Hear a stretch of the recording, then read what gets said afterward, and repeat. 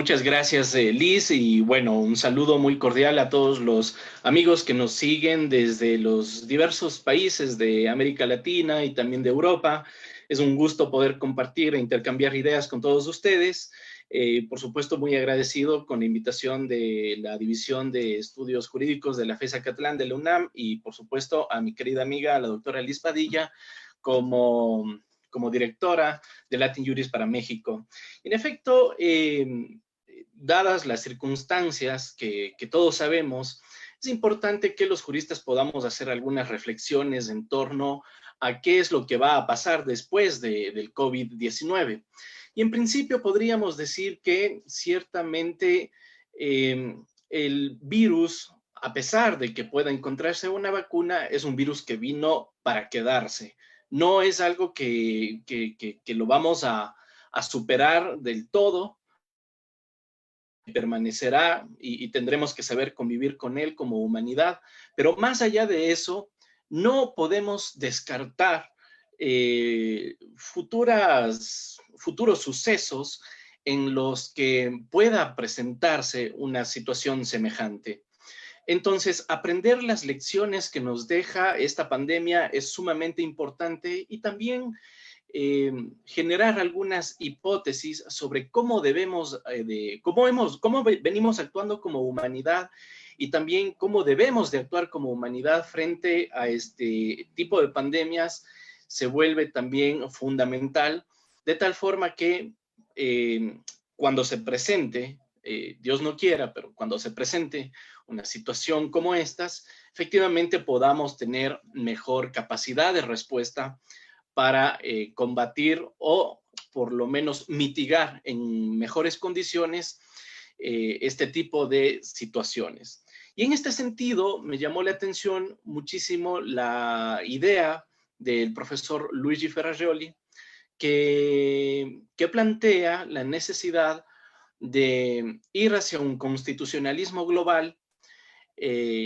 y también en función de este constitucionalismo global, pues que se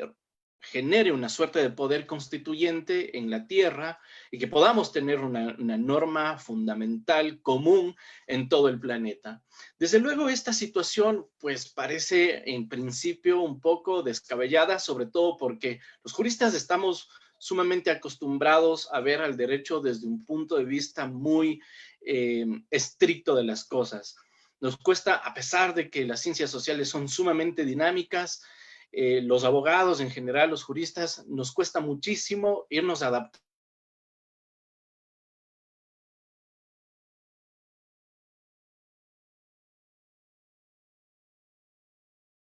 a una situación como la idea que tiene el profesor italiano Ferrajoli sobre realizar una constitución para el planeta. Y me interesé particularmente en esta idea porque siempre que existe esta posibilidad de compartir ideas en espacios académicos en donde hay diferentes nacionalidades, creo que debemos de alguna forma de buscar un común denominador que nos permita pues hablar de alguna forma el mismo idioma o de poder lanzar ideas referentes a circunstancias que nos puedan ser de interés común para todos. Sin perjuicio, desde luego, que el citar las realidades que vivimos en cada uno de nuestros países es de muchísima utilidad porque nos permite ir comparando cómo se van abordando las respuestas a los problemas que estamos atravesando. Ahora bien, cuando nos referimos a esta idea de la constitución del planeta, de la constitución de la Tierra, podemos decir ciertamente, el profesor Ferrajoli en algunos de sus trabajos, ya como en el libro Democracia y Garantismo, ya lanza algunas ideas, ya aborda de alguna forma la problemática global por la que atraviesa la humanidad, referente no precisamente a cuestiones como la pandemia, pero sí a otro tipo de crisis que como humanidad estamos atravesando, pero que no somos capaces de observar, o al menos no lo hacemos en las condiciones como lo estamos haciendo en estos momentos frente al coronavirus, precisamente porque quizás estas cuestiones no las vivimos o de manera global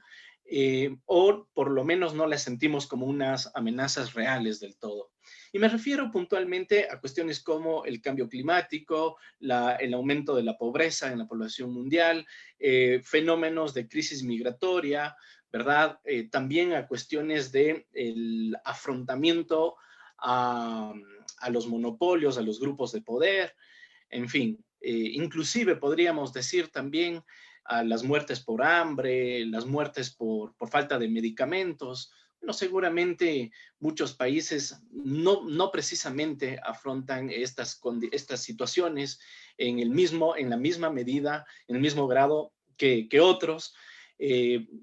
Particularidad que en cambio sí sucede con el coronavirus, es decir, todos aquí percibimos una amenaza que es considerada como global y consecuentemente las respuestas también son globales. Sin perjuicio de aquello, el resto de amenazas que acabo de citar no es que quedan superadas, no es que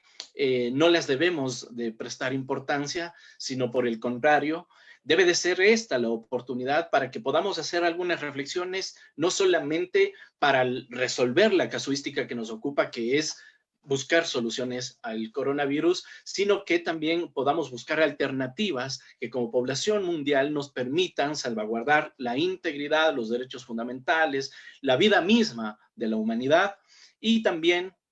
en ese sentido, pues, a partir de un principio de solidaridad, de participación común en la búsqueda de soluciones, exista una suerte de tendencia hacia la unidad y hacia la búsqueda de soluciones comunes que nos permitan enfrentar, como lo decía al inicio, en mejores condiciones la cuestión de crisis como la que nos ocupa, ¿verdad? Sobre eso, desde luego, el profesor Ferrajoli es bastante realista y menciona que ciertamente plantear la idea de tener una constitución global con la tendencia hacia la protección generalizada de la humanidad en sí mismo puede ser improbable políticamente. Sabemos que los gobiernos, especialmente los países que tienen más poder económico frente al resto del mundo, tienen, por supuesto, condiciones tales que no les conviene, en definitiva, ceder el poder como para que puedan sujetarse a una suerte de constitucionalismo global o instituciones supranacionales que puedan limitar en cierta medida las prácticas estatales. Ya vemos, por ejemplo, que los Estados Unidos, en el caso de América, ni siquiera acepta la jurisdicción, por ejemplo, de la Corte Interamericana de Derechos Humanos y, por lo tanto, las graves violaciones de derechos humanos que pueden existir en este país ni siquiera pueden juzgarse a nivel local, mucho menos a nivel mundial. Consecuentemente, partiendo de esta realidad, es importante y nos llama el profesor Ferrajoli a la reflexión. Sobre todo con el ánimo de estimular una suerte de reflexión colectiva, impulsar impulsar la imaginación teórica para que podamos desde ya ir planteando respuestas que sean una solución global frente a problemas globales como el que nos ocupa, ¿verdad? Y entonces no se trata en estricto sentido de hacer una creación teórica o de una clase sobre qué es el constitucionalismo global o algo parecido, sino más bien es un llamado a la reflexión colectiva generalizada para que pues los teóricos, los filósofos, los economistas, las personas que se dedican a la teoría política, en fin, puedan ir pensando en cómo encontrar soluciones a los problemas que nos ocupan. ¿Y por qué entonces nos preguntamos por qué a partir del COVID-19? Podríamos encontrar la respuesta en el COVID-19, a pesar de que este no es el origen de los males o de las amenazas que tiene el planeta, pero sí puede ser un punto de partida, especialmente porque este virus ha puesto en confinamiento a todo el mundo. Y por lo tanto es una buena oportunidad para reflexionar en cuáles son las salidas que el mundo necesita. Y desde luego, en ese sentido, vale también revisar lo que ha pasado históricamente. No se trata de la primera pandemia que ha vivido la humanidad. La humanidad ya ha pasado por pandemias y virus como la viruela, estoy averiguando, en la que hubieron más o menos 300 millones de muertes. El sarampión generó 200 millones. La gripe española causó de 50 a 100 millones de muertos, ¿verdad? El VIH, el SIDA, mata al 80% de las personas infectadas y apenas al finalizar el año 2018, 37.9 millones de personas estaban infectadas con este virus, ¿verdad? Entonces, si es que vemos así las cosas, podemos decir, bueno, pues parecería que el coronavirus, el COVID-19, no nos amenaza tanto frente a otras pandemias históricamente consideradas. Y por lo tanto, eventualmente podría ser pasada como una cuestión que frente a otras pandemias es menor. Sin embargo, por primera vez en la humanidad, dado el fenómeno de globalización, hemos visto que en muchísimos, pues casi todo el mundo, ha tomado medidas principalmente de confinamiento, de restricciones a la movilidad, de restricciones a ciertos derechos fundamentales, en fin, con el propósito de combatir contra este virus global. Y siendo global, genera asimismo efectos globales. Ya sabemos en el caso ecuatoriano y asimismo en el resto de países del mundo, este confinamiento, esta disminución o falta de demanda de ciertos bienes y servicios ha generado también una crisis económica sumamente fuerte y como tal, como en toda crisis económica, es necesaria una suerte de reestructuración también de las relaciones económicas y políticas.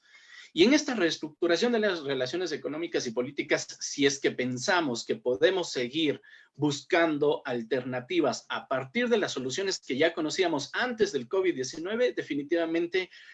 podríamos decir no hemos aprendido nada. No podemos esperar efectos distintos si es que seguimos utilizando las mismas estrategias. Y por lo tanto, merece entonces una atención especial el carácter global de esta crisis. Si bien es cierto, es necesario que cada estado en el ámbito de su jurisdicción pueda tomar medidas para proteger a su población, no es algo que se pueda superar única y exclusivamente a partir de ciertas políticas que puedan tomar unos estados. Porque claro, en un supuesto que el Ecuador tome medidas efectivas, de nada le sirve si países vecinos como Colombia o Perú eventualmente no las toman, ya que superada las restricciones, pues dada la movilidad de la gente, seguramente habrá un brote de contagio, ¿verdad? Y por lo tanto, entonces, las salidas individuales pensadas desde los estados únicamente dentro de sus confines son insuficientes, ¿verdad? Son insuficientes. Y en este sentido, decimos además que es importante en camino a abonar en esta idea que me parece interesante de estimular la reflexión colectiva y la imaginación teórica, es importante, en primer lugar, que en todos los estados tengamos garantizado por lo menos el bloque de constitucionalidad, porque si bien no existe una constitución del planeta o una norma jurídica fundamental común para toda la humanidad, ciertamente existen instrumentos internacionales de derechos humanos que de alguna forma vienen a ser esta norma, ¿verdad?, a la que nos referimos. Y por lo tanto, el bloque de constitucionalidad es importante para que todos los estados de alguna forma puedan verse vinculados frente a estas normas y consecuentemente las soluciones que ofrezcan para superar crisis como la que estamos atravesando pueda tener un común denominador en todas las naciones. Y decía entonces, estas soluciones no son únicamente para solucionar la pandemia que nos ocupa. Tenemos, por ejemplo, las estadísticas nos dicen, las organizaciones, las comisiones que pertenecen a la Organización de Naciones Unidas, que miden, por ejemplo, el hambre, nos dejan ver que hay más muertes por hambre al año que el mismo coronavirus, ¿verdad? Que el mismo número de contagiados, inclusive del coronavirus. Y por supuesto, esto no sale en las noticias y esto no es motivo de preocupación global, porque el hambre no se contagia, porque de ser así, pues seguramente ya hubiéramos buscado alguna alternativa. No obstante, es algo que sí nos tiene que preocupar, porque eso depende muchísimo del nivel de producción que pueda tener cada estado. Es decir, en estos días hemos visto ciertamente que las restricciones de movilidad han generado también restricciones en la producción, asimismo por la falta de demanda de productos, de bienes y de servicios.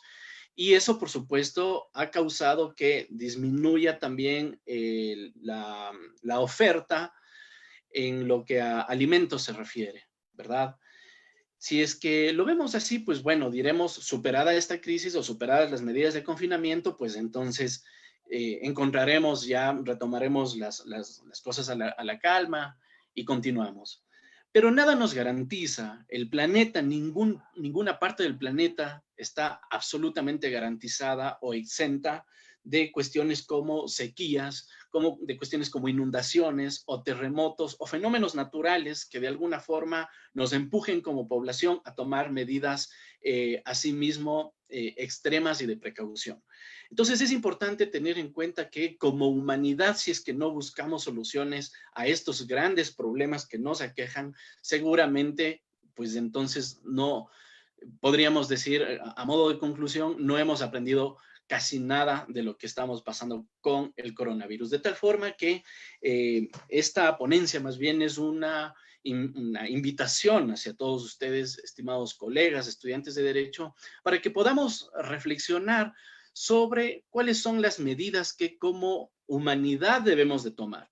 Estos son los planteamientos fundamentales que nos realiza el profesor Ferrajoli. Prácticamente nos dice, es importante que contemos con un constitucionalismo global, sin perjuicio, desde luego, de la existencia de un constitucionalismo estatal, para que se garanticen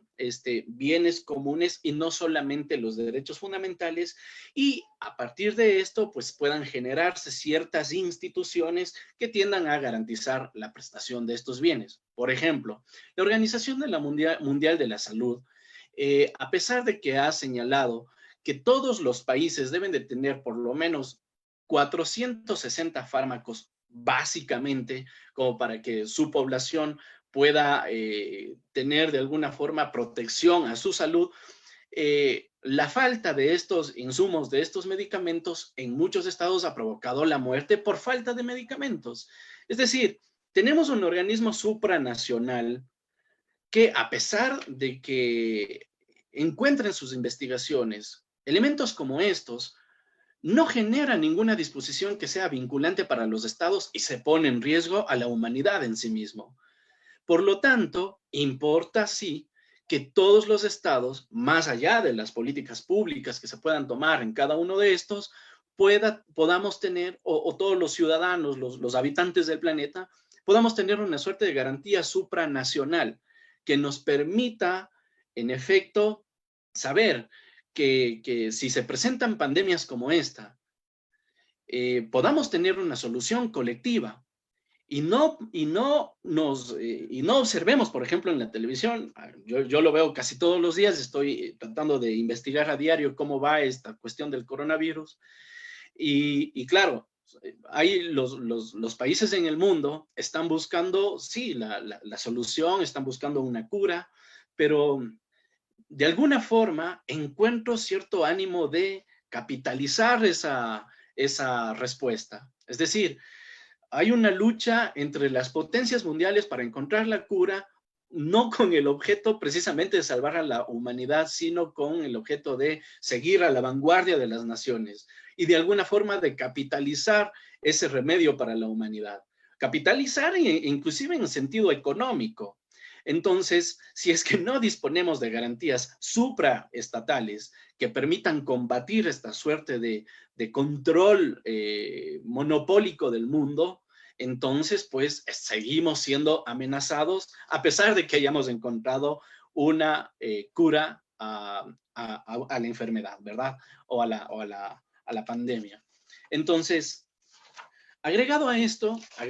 me interesa, por supuesto, abonar, y con esto concluyo, en la reflexión que nos invita el profesor Ferrajoli, y es que no debemos de pensar en la humanidad únicamente como un colectivo que ciertamente debe de cuidarse entre sí,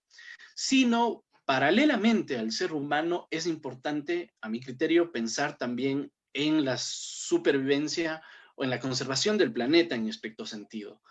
Es decir, no verle al planeta como un espacio del que podemos explotar los bienes y recursos que salen de allí indiscriminadamente, porque pues en el fondo también seguimos afectándonos como humanidad, estamos perjudicando a las futuras generaciones. Entonces es importante, sí, que puede existir un constitucionalismo global, lo considero importante, pero que no únicamente tenga por objeto la supervivencia de la humanidad, sino asimismo la conservación del planeta, un equilibrio entre estos dos partícipes de la relación mundial. Y esto es básico. Si entendemos al planeta Tierra como nuestra casa común y a toda la humanidad como nuestra familia, pues entenderemos entonces que no deben existir, así como en la familia mismo, no deben existir tensiones entre los hermanos o entre el padre con el hijo y cosas así, ¿verdad? No deben existir estas tensiones entre los estados que integramos el planeta, sino abocarnos a soluciones globales. Y asimismo, si es que consideramos que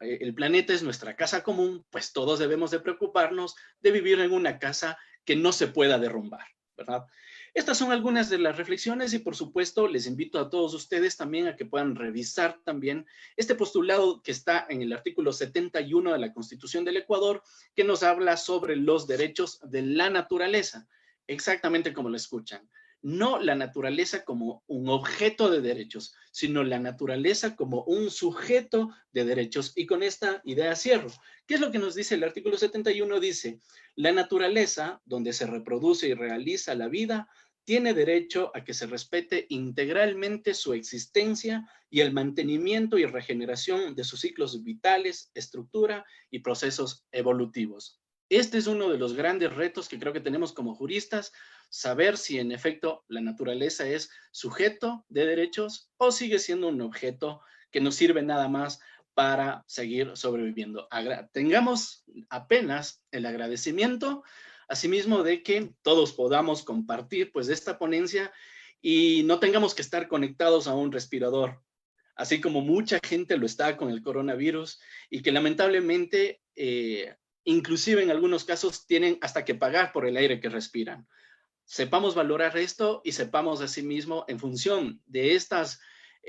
bondades que tenemos en estos días, buscar soluciones para que así continuemos. Muchísimas gracias, querida doctora Liz. No, hombre, a ti, mi querido amigo Damián Armijos, amigo, yo me siento tan familiar contigo, digo, casi somos hermanos en cuanto a la parte del conocimiento, etcétera, que se me pasó leer tu currículum, pero ahorita mismo lo hago, amigo, tú y yo somos amiguísimos así de años y pues también es importante que la gente sepa, amigo, quién eres, que eres abogado de los Tribunales de Justicia de la República y licenciado en Ciencias Políticas y Sociales de la Universidad de Cuenca, especialista superior en Derecho Constitucional por la Universidad Andina Simón Bolívar, sede Ecuador, y por supuesto, una gran actividad que tú haces a nivel Latinoamérica, que es de ser director general de Latin Juris, mi querido amigo. Muchísimas gracias. Definitivamente tienes mucha razón en lo que nos acabas de exponer. Me quedo con esa parte de la garantía supranacional.